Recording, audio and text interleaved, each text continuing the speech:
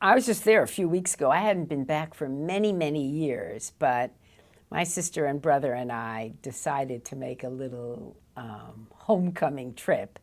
And my husband, Mickey, and my brother's wife, Marcy, also went. So 5 of us drove out there, and we were shocked at how much it's the same. As you drove into the town, at the main intersection, first of all, as you're coming in, on the left-hand side is a corner, which when we were growing up was called the hitching corner, because not that many people had cars.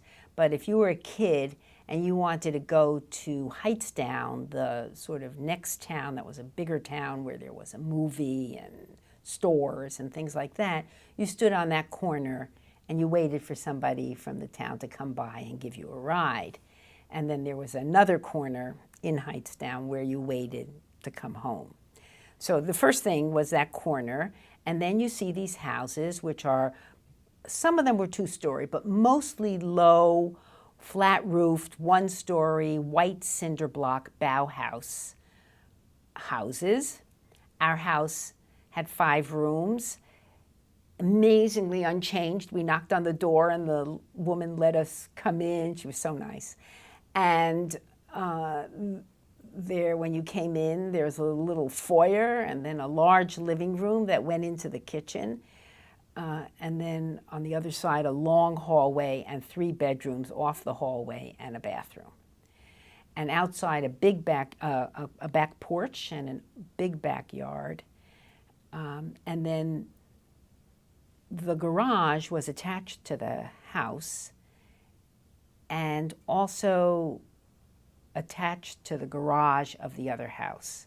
So it was freestanding, but the garages were attached. And then behind the garage was a little workroom, storage room, where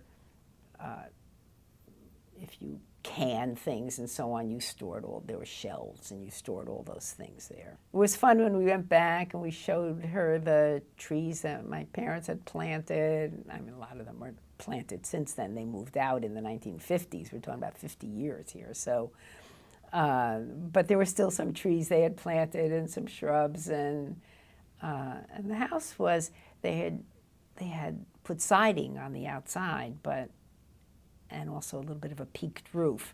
But inside, it was amazingly the way we remembered it. It was really awesome.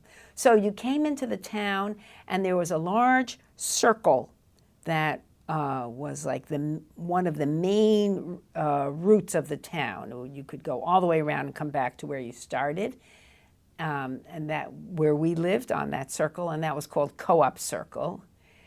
Another major street that intersected it was called Rochdale Street, I think, or yeah, Rochdale Street.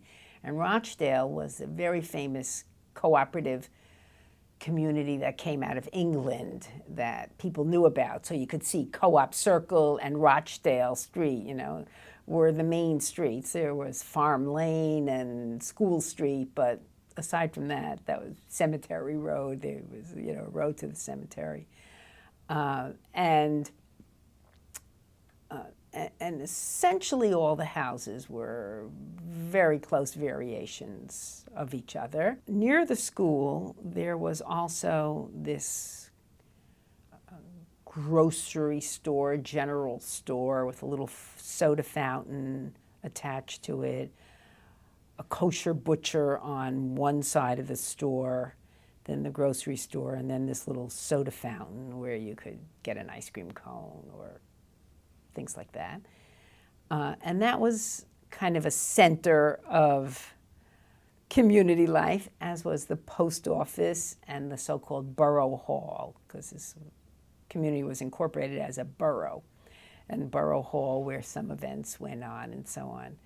But there was such a kind of intimacy that when you graduated from 8th grade, there were, let's say, 12 kids in my graduating class, the whole town came out. There were 300 people at the graduation. Everybody came. That was a social event of the season, you know. And so there was a kind of very special spirit. And like a lot of immigrant communities, the children were the ones who got the education, who became the professionals, who went on to be, doctors and lawyers and so on, and teachers. But I think that most of them really had a kind of special place in their hearts for this little town.